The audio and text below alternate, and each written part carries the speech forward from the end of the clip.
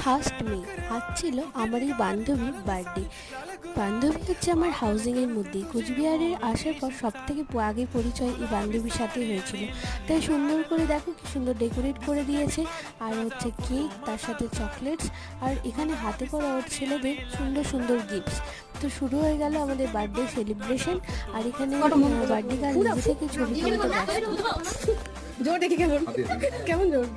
O happy birthday birthday to you, happy birthday to you, happy birthday to Nilanjana, happy birthday to you.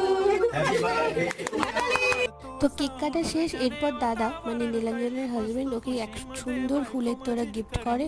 তারপর একে একে সবাই আমরা ওকে cake খাইয়ে দিই। তারপর শুরু হয়ে যায় খাওয়া দাওয়ার পালা। খাবারে ছিল বিরিয়ানি, চিকেন, পায়েস, দই, মিষ্টি। তো আমার এই ছোট্ট মিনি ব্লগ